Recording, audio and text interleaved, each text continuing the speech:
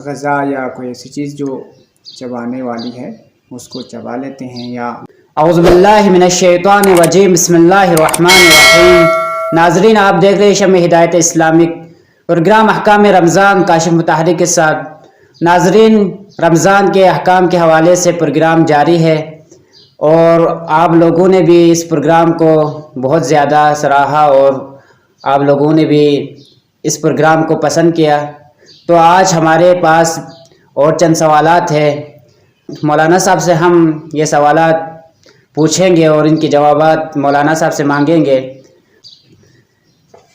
تو ہمارے پاس پہلا سوال ہے، روزہ دار غذا کو چبائے یا غذا کو چکے اور اس طرح کے دوسرے کام کو انجام دینے سے روزے کا کیا حکم ہے؟ اعوذ باللہ من الشیطان الرجیم، بسم اللہ الرحمن الرحیم وبہ نستعین۔ اچھا، روزہ دار روزے کی حالت میں اگر کوئی غذا یا کوئی ایسی چیز جو چبانے والی ہے اس کو چبا لیتے ہیں یا کسی کھانے کا ٹیسٹ معلوم کرنے کے لیے جو ہے اس کو چکھتے ہیں، تو روزہ جو ہے اس صورت میں صحیح ہے جب یہ غذا جو ہے اس کے حلق تک جو ہے نہ پہنچے۔ تو لہٰذا اس میں چکھنے اور چبانے میں یہ خیال رکھنا پڑے گا کہ حلق تک جو ہے وہ غذا نہ پہنچے۔ اگر نہیں پہنچتا ہے تو پھر اس کا روزہ صحیح ہے، اور اگر حلق تک پہنچ جائے تو اس کا روزہ باطل ہو جائے گا۔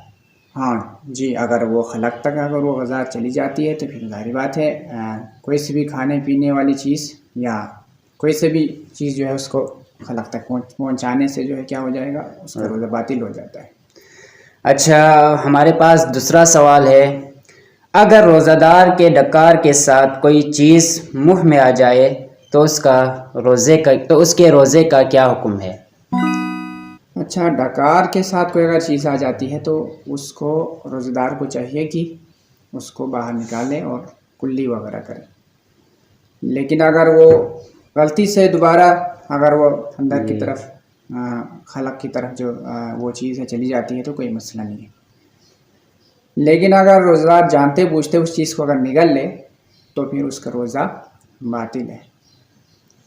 اچھا آغا، تیسرا سوال ہے، اگر روزہ دار کے منہ میں بلغم آ جائے تو اس کے روزے کا کیا حکم ہے؟ ہاں، روزہ دار کے منہ میں اگر بلغم آ جاتا ہے تو اس کو یہ ایسا کرنا چاہیے، اس کو باہر تھوک دینا چاہیے۔ اگر وہ جانتے بوجھتے اس چیز کو نگل لیتا ہے تو پھر آغا سستانی احتیاط مستحب ہے کہ اس کو نہیں نگلنا چاہیے۔ باقی مجتہدین کہتے ہیں کہ احتیاط واجب ہے، اس چیز کو وہ نہ نگلے۔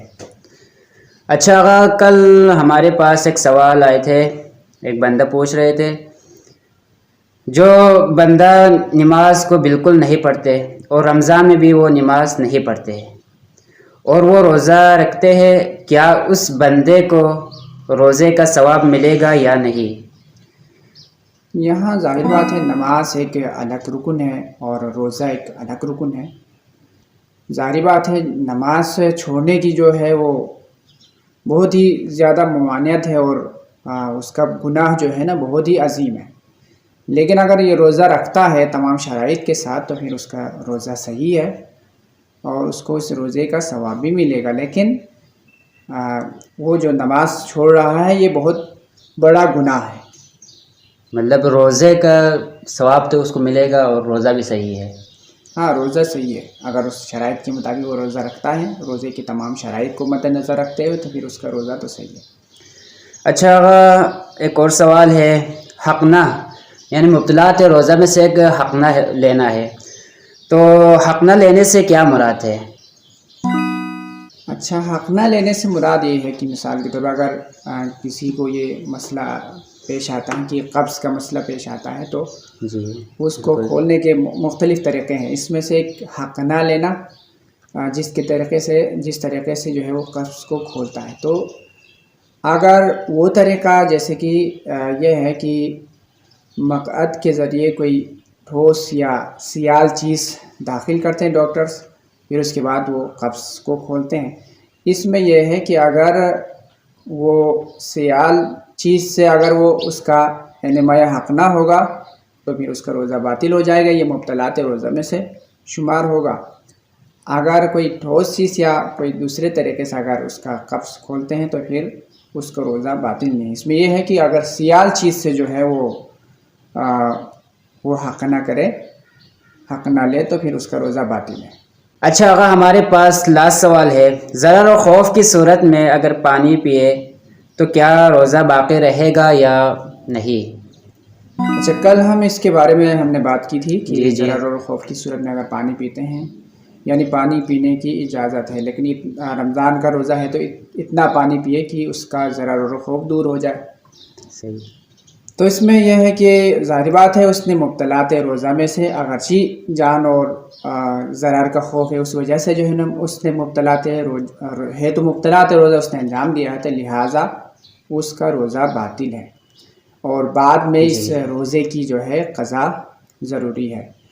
अब रोज़े की क़ज़ा है, लेकिन यहाँ ऐसा भी नहीं है कि उसने पानी पिया है तो बाकी चीज़ें वो खा पी सकते हो, बस वो इतना पानी पिएगा, उसके बाद बाकी मुब्तलात रोज़ा वो अंजाम नहीं देगा, पूरा दिन जो है वो पूरा करेगा। नाज़रीन, हमारे सवालात यहाँ पे ख़त्म हो चुका है और आगा साहब ने इन सवालात का बेहतरीन अंदाज से जवाब दिया। आप लोगों से गुजारिश है, अगर आप लोगों को भी कोई मसला पेश आ रहे हो तो आप लोग हमें ज़रूर कमेंट करें। हम आप लोगों के सवालात मौलाना साहब से पूछेंगे और मौलाना साहब आप लोगों के सवालात के जवाब देंगे। अस्सलामु अलैकुम वरहमतुल्लाहि वबरकातुहू।